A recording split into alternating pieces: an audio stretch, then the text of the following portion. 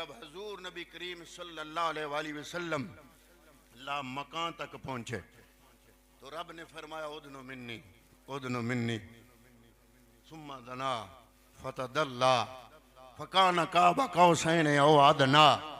اب یہاں پر کچھ علماء فرماتے ہیں کہ اللہ کو حضور نے دیکھا یا نہ دیکھا، کچھ کہتے ہیں نہیں دیکھا، کچھ کہتے ہیں آنکھوں نے نہیں دیکھا دل نے دیکھا، اور اکثر علماء اور صحابہ کرام، کچھ صحابہ بھی یہ فرماتے ہیں، کئی روایتیں آتی ہیں کہ اللہ کو کوئی نہیں دیکھ سکتا، لہذا حضور نے نہیں دیکھا۔ اور اکثر صحابہ، ائمہ، تابعین، اولیاء وہ یہ فرماتے ہیں کہ حضور کے دل نے بھی رب کو دیکھا اور حضور کی آنکھوں نے بھی رب کو دیکھا۔ اب اس پر وضاحت کیا ہے؟ وضاحت یہ ہے کہ بڑے بڑے ائمہ، ان میں سے حضرت عبداللہ ابن عباس اور اسی طرح حضرت امام احمد بن حنبل، ان سے کسی نے پوچھا کیا حضور نے معراج کی رات رب کو دیکھا؟ فرمایا رأیت ربہ، رأیت ربہ، را ربہ حتی انقطع نفسہ۔ روایت کے لفظ ہے کہ فرمایا کہ حضور نے رب کو دیکھا، حضور نے رب کو دیکھا، حضور نے رب کو دیکھا، اتنی بار کہا کہ آپ کا سانس بند ہو گیا، اتنی بار کہا۔ اب حضرت کلیم اللہ کا واقعہ قرآن مجید میں موجود ہے۔ اللہ رب العالمین نے سورہ الاعراف کی آیت نمبر 43 میں فرمایا کہ کلیم اللہ جب کوئی طور پہ آیا اور رب ارنی، یا اللہ میں تجھے دیکھنا چاہتا ہوں، اللہ نے فرمایا لن ترانی، اور ترا ہے مخاطب کے لیے، اللہ نے فرمایا لن ترانی، تو نہیں دیکھ سکتا۔ یہ جملہ نہیں بولا، اللہ نے فرمایا لن ترانی، تو نہیں دیکھ سکتا، تو نہیں دیکھ سکتا۔ یہ نفی کس بات کی ہے؟ نفی اس بات کی نہیں کہ میں دیکھا نہیں جا سکتا۔ علماء مفسرین جو وضاحت کرتے ہیں وہ فرماتے ہیں نفی لن ترانی، تو نہیں دیکھ سکتا، وہ فرماتے ہیں نفی اس بات کی نہیں کہ میں دیکھا نہیں جا سکتا، بلکہ نفی اس بات کی ہے کہ میں تو دیکھا جا سکتا ہوں، تو نہیں دیکھ سکتا۔ نفی کے انداز میں ظاہری لفظ نفی کے ہے، پس منظر میں اثبات چھپا ہے، یعنی میرا دیکھنا تو ممکن ہے لیکن لن ترانی، تو نہیں دیکھ سکتا۔ اب آپ کہیں گے کہ یہ معنی آپ کیوں لے رہے ہیں؟ مطلب دیکھنا تو ممکن ہے مگر تم نہیں دیکھ سکتے۔ آپ کہہ سکتے ہو کہ آپ جناب یہ معنی کیوں لے رہے ہو؟ میں نے کہا کہ اگر لن ترانی اس حد تک بات ختم ہوتی تو پھر ایک حد تھی، مگر اس کے بعد جو واقعہ پیش آیا وہ ایک اور حقیقت کی طرف وہ واقعہ متوجہ کرتا ہے، اور وہ واقعہ بھی اگلی آیت میں، اسی آیت میں موجود ہے۔ آیت نمبر 143 سورہ الاعراف، واقعہ ساتھ ہے۔ اللہ نے فرمایا لن ترانی، تو نہیں دیکھ سکتا۔ اب میں نے یہ کہا کہ اس میں نفی کلیم اللہ کے دیکھنے کی ہے، اس نفی کے پردے میں اثبات ہے، یعنی اگر اللہ کا دیکھا جانا ممکن نہ ہوتا تو رب لہجہ یہ نہ بولتا، رب فرماتا میرا دیکھا جانا ممکن نہیں۔ اللہ نے یہ نہیں کہا، اللہ نے فرمایا لن ترانی، میرا دیکھا جانا تو ممکن ہے لیکن تو نہیں دیکھ سکتا۔ اب بات یہاں پر اگر ختم ہو جاتی تو پھر بھی ایک حد تھی، بات یہاں ختم ہو جاتی تو ایک حد تھی، لیکن بات یہاں ختم، آگے ایک اور واقعہ ہوا۔ وہ واقعہ کسی اور کتاب میں نہیں، اسی جگہ قرآن میں اللہ نے فرمایا وَلَٰكِنْ انظُرْ إِلَى الْجَبَلِ، اے کلیم اللہ لن ترانی، تم مجھے تو نہیں دیکھ سکتے لیکن وَلَٰكِنْ انظُرْ الل جبل. اب اگلے لفظ بڑے کمال کے ہیں اور توجہ والے ہیں. فرمایا فَإِنْ اسْتَقَرَّ مَكَانَهُ، اگر پہاڑ اپنی جگہ قائم رہا، فَسَوْفَ تَرَانِي، تو تم بھی دیکھ سکتے ہو. نتیجہ کیا نکلا کہ اللہ رب العالمین نے یہ فرمایا کہ میرا دیکھا جانا ناممکن نہیں، لیکن تم نہیں دیکھ سکتے.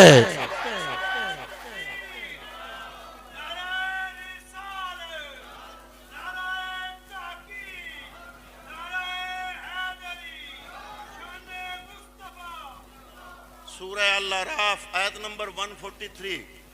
وَلَٰكِنِ انظُرْ إِلَى الْجَبَلِ، لیکن تم پہاڑ کی طرف دیکھ. فَإِنْ اسْتَقَرَّ مَكَانَهُ،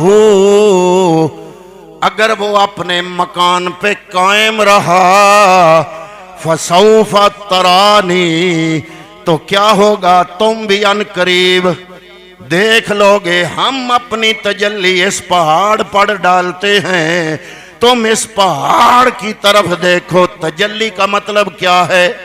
یعنی اپنے حسن کو ظاہر کرتے ہیں، اپنے حسن کے سامنے سے پردہ ہٹاتے ہیں پہاڑ پر.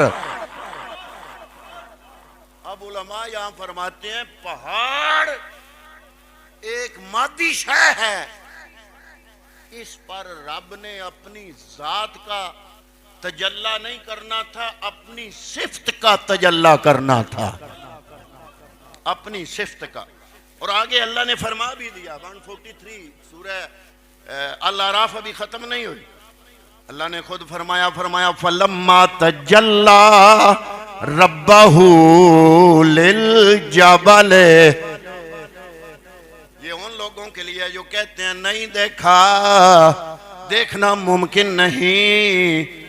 فرمایا فَلَمَّا تَجَلَّى رَبَّهُ لِلْجَبَلِ جَعَلَهُ دَكًّا. جب اللہ رب العالمین نے اپنی صفات میں سے صفت کا جلوہ پہاڑ پہ ظاہر فرمایا، کیا ہوا؟ جعلہ دکا، پہاڑ ریزہ ریزہ ہو گیا. پہاڑ، یہ قرآن کے لفظ ہیں. پہاڑ پتہ چلا ریزہ ریزہ تب ہی ہوا نا جب کوئی ایکشن ہوا. ایسے ریزہ ریزہ کیسے ہونا تھا اس نے؟ پہاڑ قرآن کہتا ہے کہ جعلہ دکا فلما تجلی، جب رب نے اپنی صفات کی تجلی ظاہر کی پہاڑ پر، جعلہ دکا، وہ ریزہ ریزہ ہو گیا. پتہ چلا کچھ ہوا نا جس کے بدلے وہ ریزہ ریزہ ہو گیا. کلیم اللہ نے پہاڑ کو دیکھا، وَخَرَّ، اگلے لفظ وَخَرَّ مُوسَىٰ صَعِقًا، موسیٰ بے ہوش ہو گئے. اب بے ہوش کسی ایکشن کے مقابلے میں ہوئے نا. آپ سمجھے نہیں؟ بھی اینے تو نہیں بے ہوش ہو گئے، پہاڑ اینے تو نہیں ریزہ ریزہ ہوا. اللہ کی صفت کا جلوہ کچھ نہ کچھ چکھا نا پہاڑ نے. اور اگر کلیم اللہ وَخَرَّ مُوسَىٰ صَعِقًا کے لفظ قرآن کے ہیں، موسیٰ اگر بے ہوش ہو کے گر پڑے تو سارا نہ صحیح، کچھ نہ کچھ تو چکھا. آنکھوں میں آنکھیں ڈال کے تو وہ دور کی بات ہے، بے ہوش تو اسی لیے ہوئے. اب دو چیزیں ہیں. پہاڑ پر اللہ نے اپنی تجلی کا ظہور فرمایا، پہاڑ جذب نہ کر سکا، برداشت نہ کر سکا، پھٹ گیا. دوسری بات، موسیٰ علیہ السلام بے ہوش کیوں ہوئے؟ تو کچھ نہ کچھ ظاہر ہوا نا جسے دیکھ کے بے ہوش ہوئے. اب معراج کی رات پہاڑ نہیں تھا طور کا آج کی رات، وہاں مصطفیٰ تھا۔ طور کا پہاڑ اللہ کی صفات کا جلوہ پڑا، لیکن مصطفیٰ جب گئے تو میں نے ایتیں ہی وہی پڑھی ہیں جو قرآن میں سورہ نجم میں ہے کہ اللہ نے فرمایا وَهُوَ بِالْأُفُقِ الْأَعْلَى، جب وہ افق اعلیٰ پہ تھا، ثم دنا، پھر وہ قریب ہوا، فتدلی، اور قریب ہوا، فکان قاب قوسین، قاب قوسین تک قریب ہوا، او ادنا، اس سے بھی قریب ہوا، فاوحی الی عبدہ ما اوحی۔ اب آگے اللہ فرما رہا ما کذب الفؤاد، ما کذب الفؤاد، فؤاد میں نے دل نے جھٹلایا نہیں، مارا جو آنکھوں نے دیکھا۔ ما کذب الفؤاد، مارا دل نے جھٹلایا نہیں جو آنکھوں نے دیکھا۔ اب وہ کیا تھا؟ اب علماء فرماتے ہیں پہاڑ کوہ طور، اس پہ مصطفیٰ کی صفات کا جلوہ تھا، لیکن جب مصطفیٰ اللہ رب العالمین کی صفات کا جلوہ تھا، جب مصطفیٰ معراج کی رات لامکان کی بلندیوں سے بھی آگے گئے تو اللہ رب العالمین کی بارگاہ میں عرض کیا یا اللہ میں تیرا دیدار کرنا چاہتا ہوں۔ آنکھ اٹھائی، سامنے نور ہی نور تھا، نور رکاوٹ بنا، اور اللہ نے فرمایا محبوب تیرے دل پر میں اپنی ذات کا جلوہ پھینکتا ہوں۔ وہ صفات کا جلوہ، یہ ذات کا جلوہ، دل مصطفیٰ پر جلوہ ذات۔ اب آپ کہیں گے کہ یہ کیوں؟ بھی مصطفیٰ کی قبر مبارک کے بارے میں دیوبندی اور اہل حدیث بھی کہتے ہیں کہ رب کے عرش سے اعلیٰ ہے، وہ جگہ جہاں قبر مصطفیٰ ہے وہ عرش اولیٰ سے اعلیٰ، اور عرش اولیٰ سے بلند ذات ہے مصطفیٰ کی۔ طور پر جلوہ صفات، انبیاء جو ہیں نا، انبیاء سارے کے سارے وہ اللہ کی صفات کے مظہر ہیں۔ اب کلیم اللہ کو صفات کا جلوہ دکھانا تھا تو رب نے اپنی صفات کا جلوہ طور پہ ڈالا۔ انبیاء اللہ کے صفاتی مظہر، اولیاء جو ہیں نا کائنات کے وہ اللہ کے اسمائی مظہر، اللہ کے اسماء کے مظہر۔ انبیاء اللہ کی صفات کے مظہر، اور ساری کائنات افعال خداوندی کی مظہر، ساری کائنات خدا کے افعال کی مظہر۔ اولیاء اللہ کے اسماء کے مظہر، انبیاء سارے کے سارے رب کی صفات کے مظہر، اور ساری کائنات میں ایک ہی ذات ہے جو ذات مصطفیٰ ہے، جو رب کی ذات کی مظہر ہے۔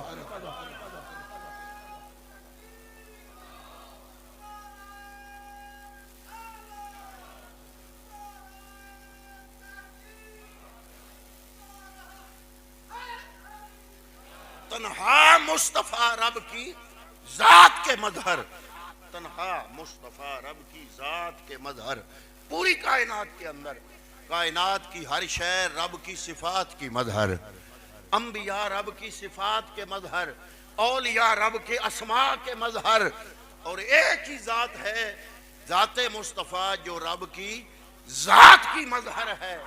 تو جب اللہ کی ذات نے اپنا جلوہ محبوب کے دل پر، قلب مصطفیٰ پر ڈالا تو پھر سمجھ آئی نا قرآن مجید کی اس آیت کی جو اللہ نے فرمایا وَفِي أَنفُسِكُمْ أَفَلَا تُبْصِرُونَ۔ اس کا معنی آپ اکثر اولیاء سے سنتے رہتے ہیں، وَفِي أَنفُسِكُمْ، اللہ فرما رہا ہے ولیوں کو کہ میں تو تمہارے اندر ہوں، افلا تبصرون، تم مجھے دیکھتے نہیں ہو۔ یہ تو عام ہے نا، اب جہاں وفی انفسکم افلا تبصرون، اگر یہ عام مومنین کو مخاطب ہے تو یہ آیت سب سے پہلے ذات مصطفیٰ کو مخاطب ہے۔ اس لیے جب مصطفیٰ معراج کر کے آئے تو فرمایا من رآنی فقد رأى الحق، جس نے مجھے دیکھا اس نے اللہ کو دیکھا۔ انا میرات الحق، میں اللہ کا شیشہ ہوں۔ اب سورج کو کوئی نہیں دیکھ سکتا، اگر آئینہ سامنے رکھ دو سورج اس میں نظر آئے تو آئینے میں سورج نظر آتا ہے نا، لیکن اگر سورج کی شعاع آئینے پہ پڑے، آئینہ چکنا چور ہو جائے، ٹوٹ جائے، تو پھر دیکھنے والا سورج کا عکس بھی اس سے دیکھ نہیں سکتا۔